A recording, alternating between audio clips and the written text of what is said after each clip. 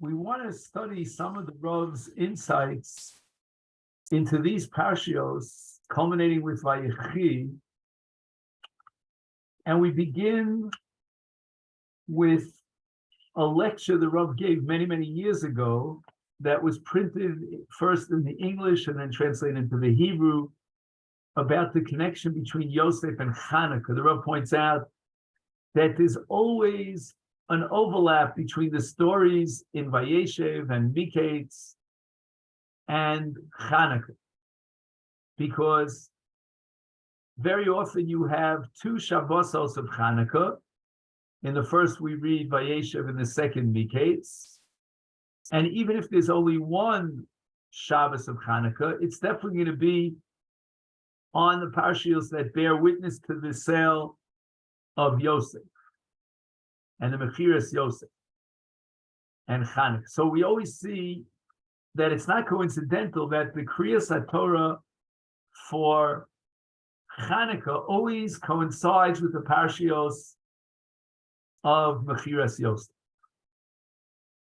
So HaRavSoloveichik wants to understand, what is it in the story of Yosef that apparently has some element or parallel to the dramatic story of the Maccabim and their defeat of the Hellenistic tyrant of Syria. So the Rav is going to spend a lot of time now on the story of Mechiras Yosef. And I think the key word to understand the Rav's approach is the word irrational. There's something irrational about the story of Mechiras Yosef. And this all has to do with the word ish, as we'll soon see. The first question the Rav raises is Yaakov Avinu. Why did Yaakov Avinu prefer Yosef? Didn't he understand that we have a basic rule in child rearing that we don't discriminate amongst the children? The second question is, why did the brothers commit such a cruel act? They're all children of Yaakov, they're grandchildren of Yitzchak, great-grandchildren of Avram, who's the Ish HaChesed, the paradigm of kindness, and yet they could do something so cruel. Then the next question is why Yosef was sent by his father Yaakov to Shechem to inquire about the well-being of his brothers. Yaakov knew very well that his brothers hated him. Next question is Reuven. Reuven just disappears into thin air before the act of Mechiras Yosef was completed.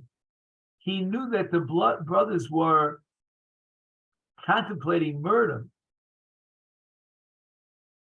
And then the final question is that Yehuda, who is supposed to be the lion, he displays very little courage. The whole story is incomprehensible, logically untenable, but it happened. So now we're going to talk about the word ish. And you'll see that the word ish appears over and over again. For example, in Bereshis Lamed Beis, Pasuk Chav Ches, Vayivaser Yaakov levado, Vayovek ish imo, Ada los hashachar. In Perek Lamed Zayin, Vayimtze'ehu ish, Vehine toa v'sadeh. A certain man found him, an ish, and he was wandering in the field. Vayishalu ish leimar ma tevakesh. And the man asked him, what do you seek? Then we fast forward to the parsha of Yosef as the viceroy of Mitzrayim. And once again, the word ish. And this appears 4 times. We'll just take out a chumash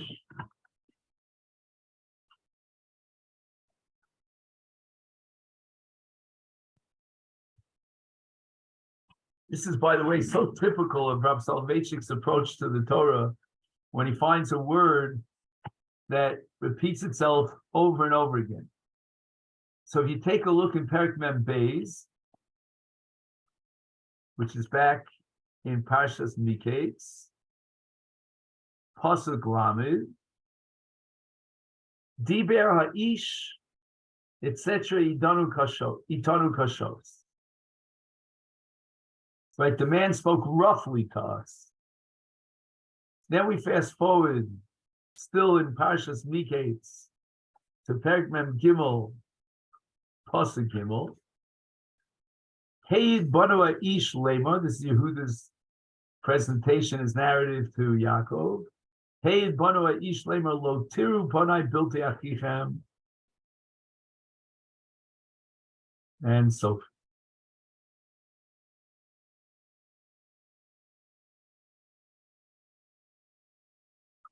Then, right here in the same chapter, Pasuk Yud Aleph, Vayomer Aleim Yisrael Avim and Cain, Eifo Zos Hasu, etc. Horidu La'ish Mincha.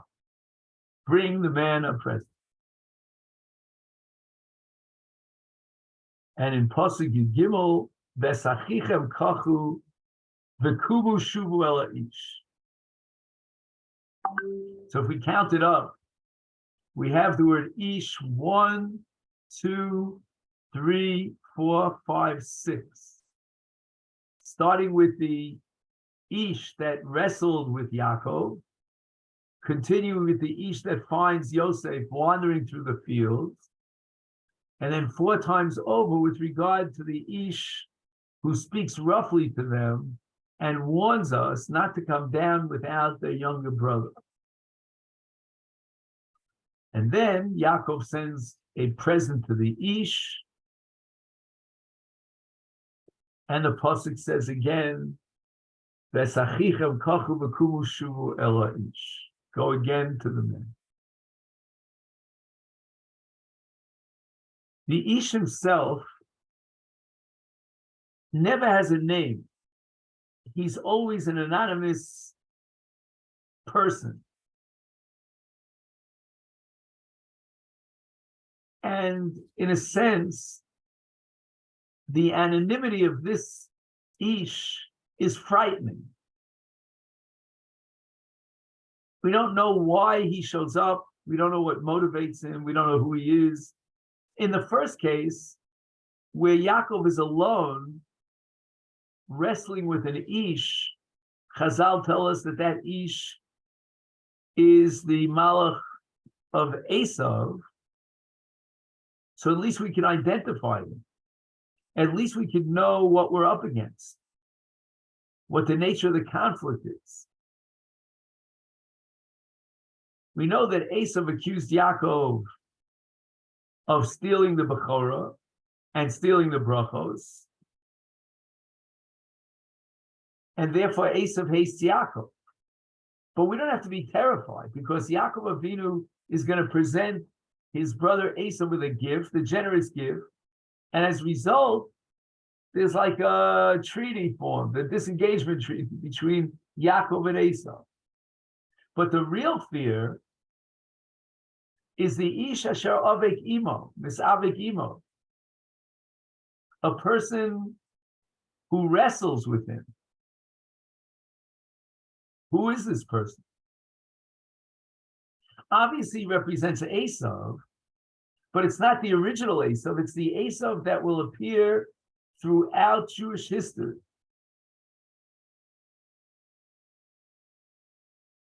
And we don't know, the Torah doesn't give us an answer to the question, how do we reconcile our differences with him? The perennial enemy of the Jewish people is this Ish who wrestles with Yaakov and refuses to take gifts.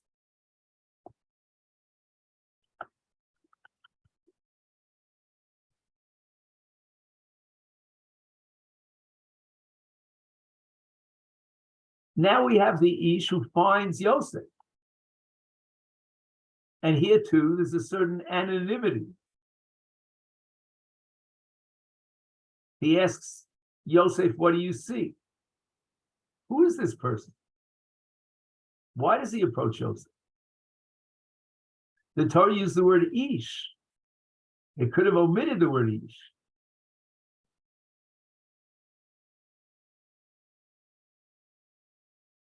Apparently, the fact that the Torah repeats the word ish over and over again unnecessarily, it's emphasizing some anonymous nature or character of this, or the role of this anonymous person. He doesn't know Yaakov, he doesn't know Yosef, he's not in any way related or sent as a shliach. He comes and approaches Yosef. I guess he guessed that Yosef was lost. And it's interesting because Yosef responds to this ish, an anonymous stranger, and he tells him a whole story. I seek my brethren. I'm looking for 10 people. Did you meet them? It's a very strange coincidence that the ish knew exactly where to find the brothers.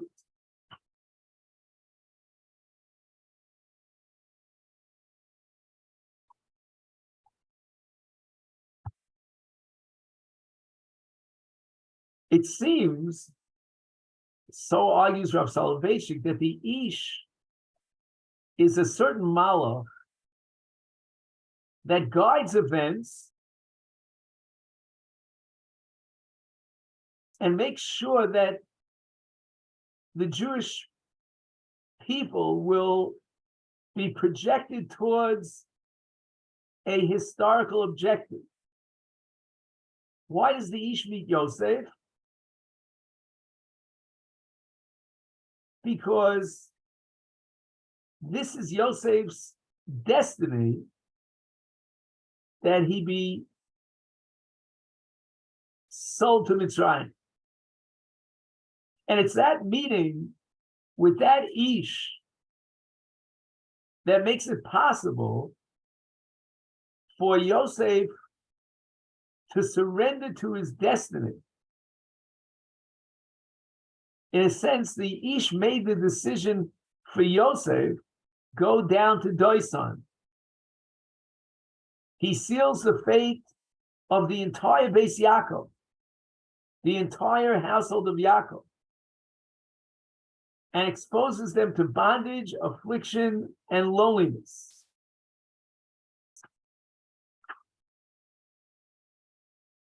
And basically, we could say that this ish sends Yosef to the first Jewish experience of Golus, of exile. And Yosef follows the instructions of this anonymous, mysterious ish. And one could possibly say that the entire story of Yosef, all the human beings that are involved in the story of Yosef were acting compulsively. They never really considered that their actions were the right actions, they were good, they were sound.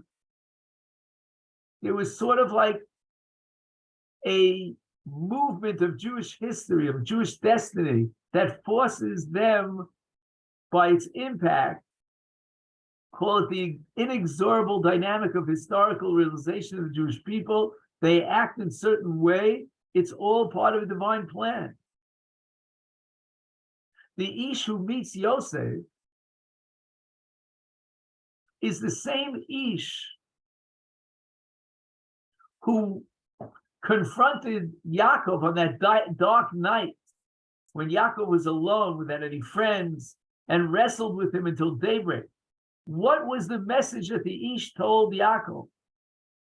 And the message is that the history of the Jewish people, of your descendants, Yaakov, will be a history of struggle, of conflicts, like this wrestling match.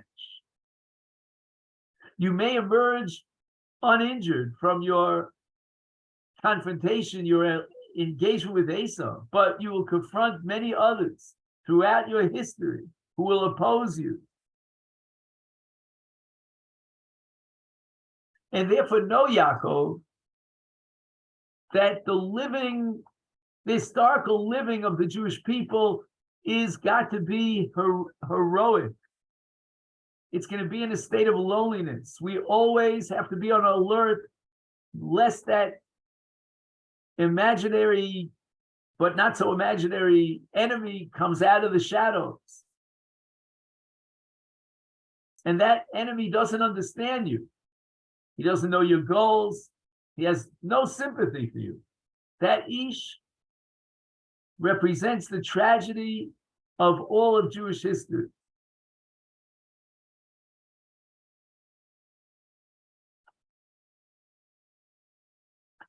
And once again, the Ish in Mitzrayim confronts and confuses the entire household of Yaakov and his children. Why did this Ish torture them? What did he want from them? The brothers didn't understand. Yaakov didn't understand.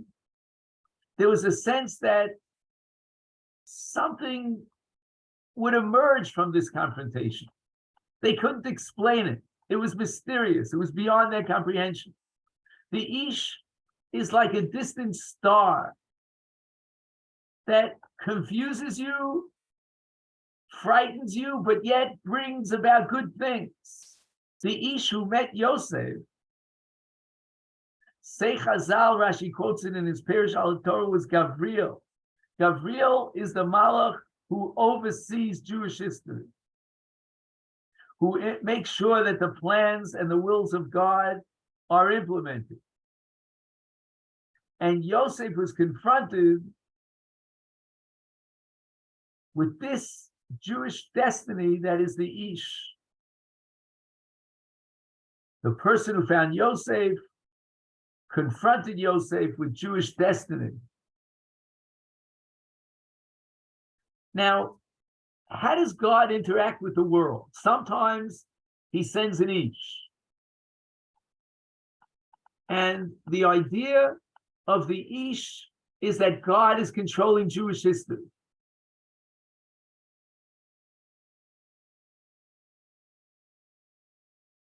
God chooses a certain person as his instrument to realize the will of the divine being. Yosef was that individual that Hashem selected to realize his, capital H, will.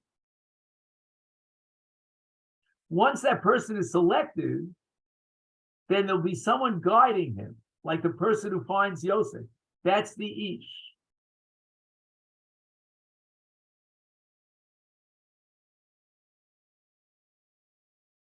Now, sometimes in history, God doesn't use an Ish. He doesn't use a man to execute his will.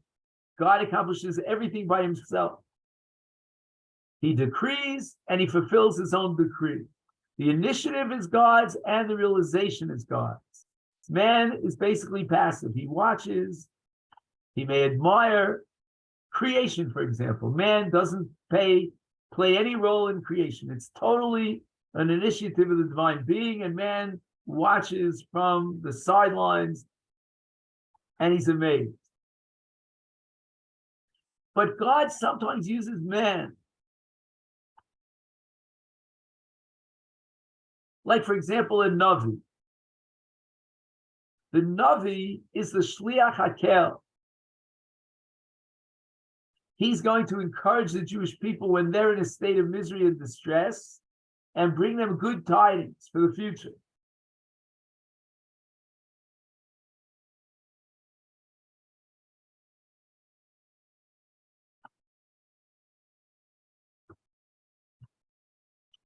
Take, for example, Moshe Rabbeinu. Moshe Rabbeinu was God's shliach. He was sent to Paro. But the Exodus itself, the process of redemption, was fully staged by the Almighty.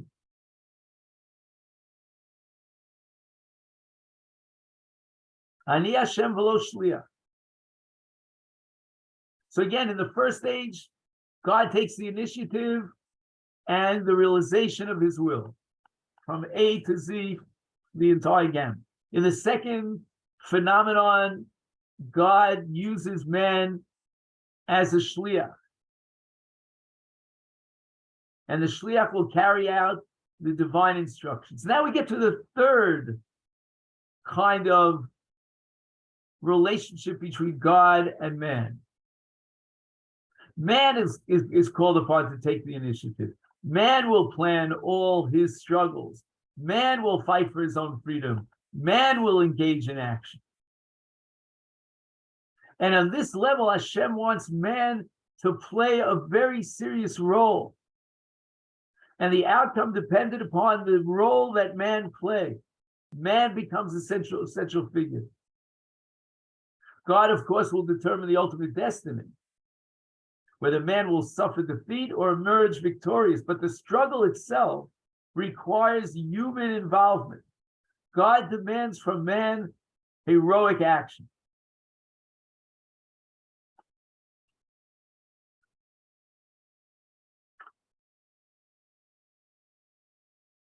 So again, as far as the Geula from Mitzrayim, man is not involved at all. He will be notified by a shliach, by Moshe Rabbeinu, who will inform him on behalf of the Almighty, but Moshe Rabbeinu does not share at all in the execution of the events of the Geula, and therefore Anival Omal.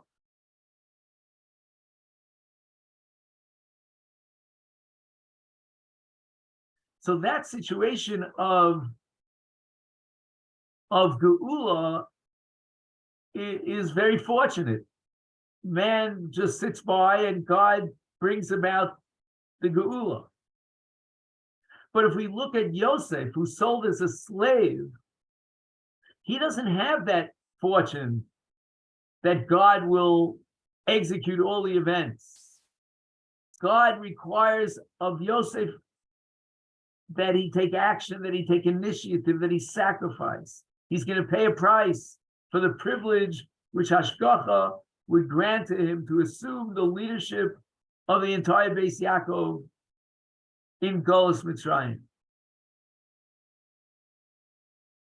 Yosef was not chosen to redeem his people, to bring them back to Eretz HaKodesh, Eretz Canaan. On the contrary, Yosef's role is to get the Jewish people to leave the promised land, to become enslaved.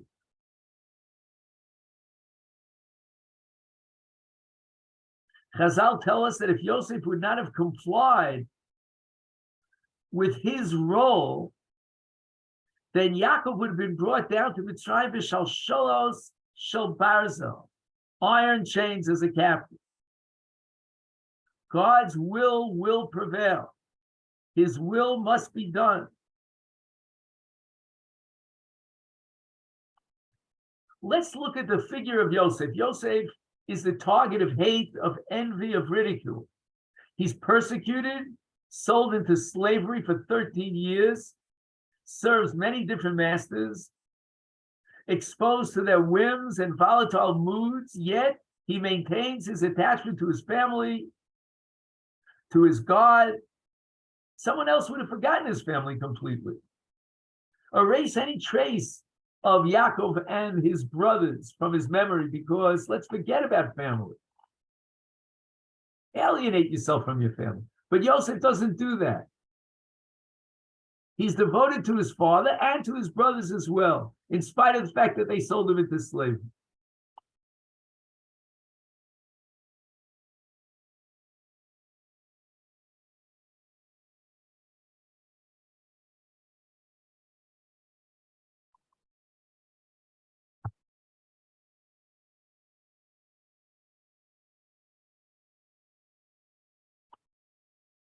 Moshe Rabbeinu, according to Chazal, requested that he be buried in Eretz Yisrael, but it was rejected. Yosef desired to be buried in Eretz Yisrael, and his wish was fulfilled. So the Medrash asks, why was the wish of Moshe Rabbeinu, the Goel Shel Yisrael, who made free men out of slaves, who made men into a mamleches kohanim v'goy kadosh, the Am HaNivchar, the chosen nation, and yet he was rejected. His plea to be buried in Eretz Yisrael was rejected because when the daughters of Yisrael said, Ish Mitzri Hitzilanu, an Egyptian saved us, Moshe says nothing.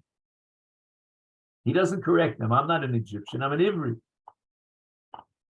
Misha Modeh, he who admits that he's Me'eretz HaIvrim, he has a right to be buried in Eretz HaIvrim. Yosef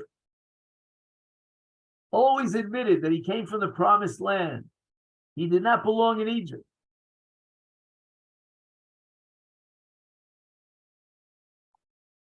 This is all a Gemara in Sota as well. Daf Yud Gimel. Yosef rises to power. He could never integrate himself into Egyptian society. When they set the table, the Torah says that they set the table for him, and they, the Egyptians, ate a self, because the Egyptians cannot eat bread with the Hebrews. It's an abomination. They needed Yosef, they needed his talents, they needed his vision, they tolerated him. He was the instrument used by God to realize the destiny of the Am, of the bris of Klal Yisrael, but he had to sacrifice a great deal. He had to act with courage and determination, live through the dark night of loneliness and heroism. Yosef had a strange assignment. What was imposed upon him? The requirement of heroic and sacrificial actions. The bias of Avram, Yitzchak, and Yaakov was bound together by an agreement, a sacred agreement, the all-inclusive bris, the election of Avram and his children. Ger yeh zaracha be'eretz lo lahem, v'avdum v'inu osam.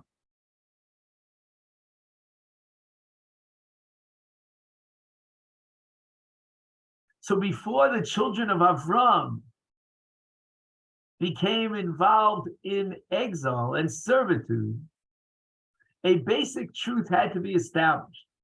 Whether or not it is possible for a community like Am Yisrael to spend so many years in a land that's not theirs and not lose their identity. And Yaakov and Yosef both have to prove that. Yaakov was taken away from his home, went through a long night of darkness, of misery and distress. His assignment was to live in exile. Avram did not live in exile, tried to visit Mitzrayim for a short time, but then he became entangled over Sarah. He was deported, sent back to Eretz Canaan. Yitzchak never left Eretz Yisrael. The first person to live in Golus was Yaakov.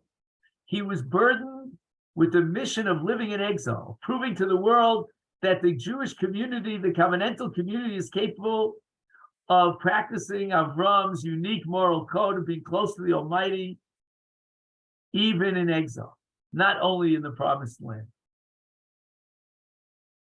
In Lavan Garti, says Rashi, V'taryu mitzvah shamati. Yaakov stays with Lavan for 20 years, enough time to be settled down, to become a citizen of Haran, to consider himself a veteran resident of Haran. He should have said, in Lavan yashavti, I settled with Lavan. But he chooses Garti. I sojourned with Lavan.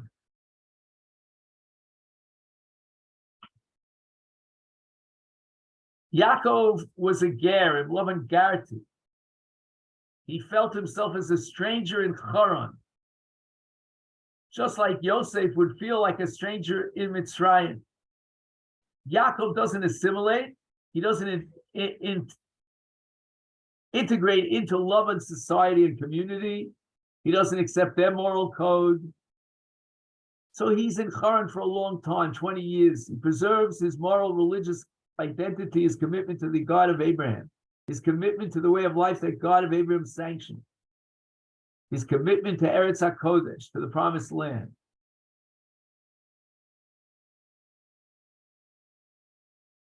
Yaakov was dedicated to serve Hashem during the 20 years of his servitude in Beis Lavan.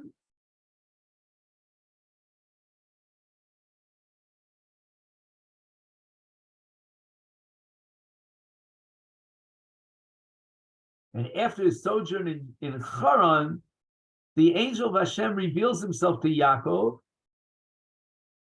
I am the God of Bethel. And basically saying, you are loyal to your heritage. Yosef has a similar task. Again, he has to prove that the bris of Avraham Avinu could be practiced outside the promised land.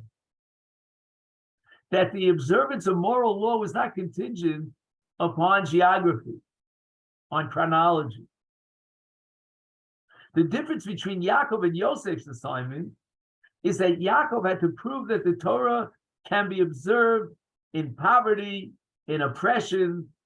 An immigrant, no matter how hard he has to work for a livelihood, no matter how poor and oppressed he is still capable to give devotion and loyalty to his tradition.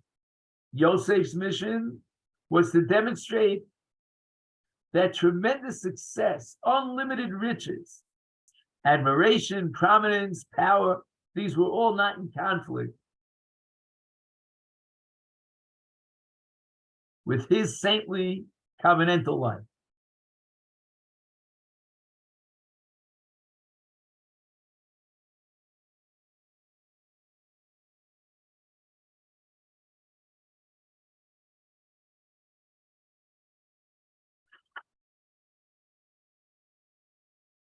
And this means that for Jewish history, the Jew has proven his ability to remain loyal and devoted to his tradition, even in poverty, in oppression, in distress.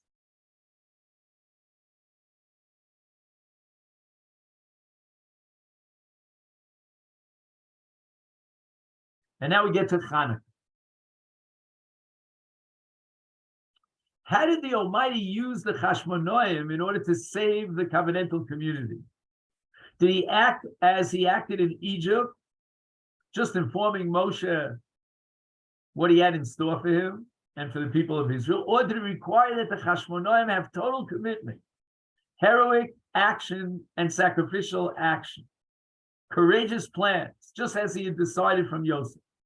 The Chashmonoim seized the initiative.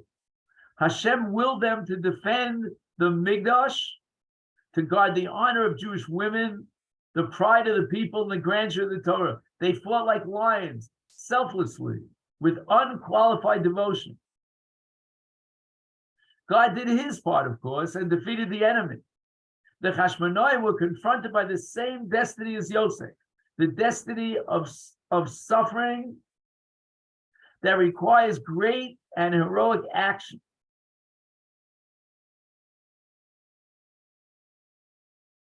But more than that, there's an equation between the story of Yosef and that of Hanukkah, because the story of Hanukkah is typical of our confrontations in the Golus. Why is that so?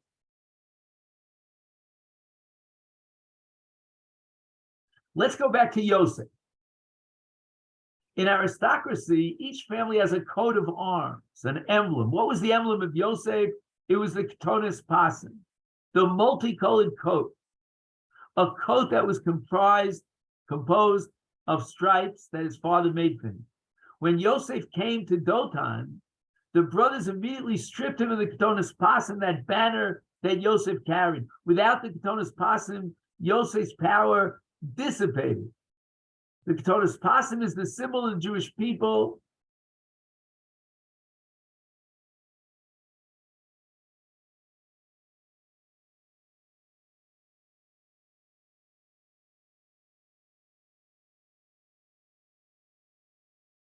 Throughout all the generations.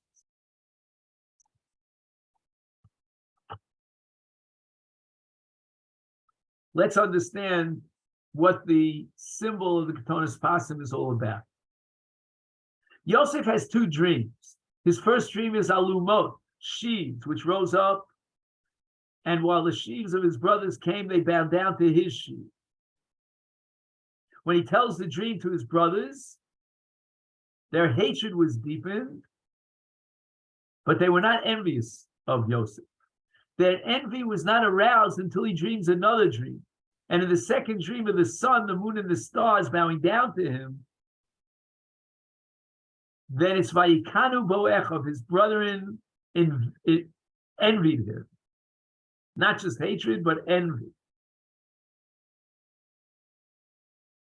The first vision was of material economic power, of prosperity and opulence. And that vision came to fruition 100%. The other dream revolved around spiritual greatness, heavenly sweep and heavenly grandeur. Yosef wanted to be powerful not only in a political sense, to attain prosperity, wealth, and prestige, to be respected by people because of his power, but he also wanted great spirituality, to be loved by his people, to be revealed by his people because of the greatness of his wisdom and kindness. Can one person combine both dreams, the dreams of the sheaves, economic and military success, and the dream of spiritual greatness, of moral heights, of communion with God? Yosef, as an executive, paid attention to the hard facts of life, organized the storage of the food during the 7 years of prosperity, divided them, and then removed the peasants from their land. Could such a person at the same time be a dreamer, a visionary, a spiritual leader loved by his people? And Yosef believed that he could combine both. This is the Ketonis Pasim, the multicolored Ketonis, not monochromatic, not monotonous, but many different colors, many different contradictions. Colors clash with one another. Yosef represented the synthesis of the Alumot and the Kochavim Shebashamayim, the heavenly bodies. And the Jewish people throughout history were called upon to imitate Yosef. We have two visions. The Jew is a merchant. He's skillful in trade. He dreams of sheaves. Otherwise, he can't survive. But at the same time, that merchant, the grocer, the peddler, would come home for Shabbos. The same Jew, sometimes in rags, had another dream, not alumot, not in terms of dollars and cents, but of something else, of a sun, a moon, and 11 stars, of spiritual greatness. The Jew was a great spiritual personality. And that synthesis is exactly what the Chashmonaim stood for. They too would wave the Ketonis Pasim. They were excellent warriors, but at the same time, when they laid down their swords, their interest centered totally around the Beis HaMikdash, about Kedusha, about Tara, about holiness, about the oil of the menorah, the oil of Tahora. The link between Yosef and the Chashmonaim is that integration of the two visions of Jewish history.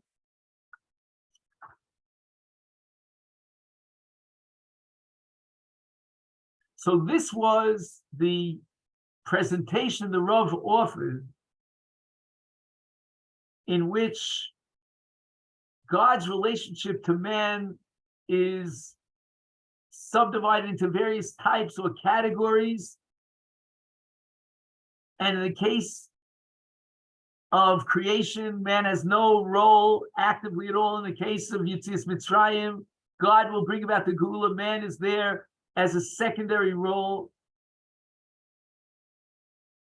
The entire episode of the Ish who confronts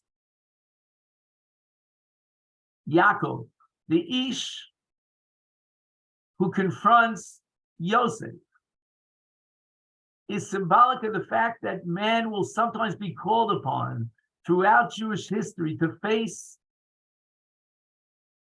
and protect himself against an anonymous ish.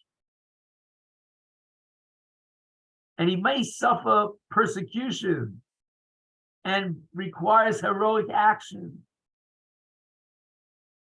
And that's where both Yaakov and Yosef are the original exile experience, the original first exposure to exile, to prove that despite all the difficulties of the exile and all the alienation and the subjugation and the hatred, nevertheless, they could still remain dedicated. And in the case of Yosef, he was called upon to take the initiative. This is the third level of a relationship between God and man. And like Yaakov, Yosef is called upon to act in a sacrificial manner against all the alienation and the hatred, both from within and without. And in that sense, the Chashmonoim also required by Hashem to play that role, to take the initiative, to implement sacrificial action, heroic decisions, courageous plans. So just like God had demanded from Yosef, so too the Chashmonoim had to seize the initiative. Again, the success would always be in the hands of the Almighty, but God willed them to defend the Mikdash and the grandeur of the Torah, to fight for the pride of their people, which they did like lions, selflessly, with unqualified devotion.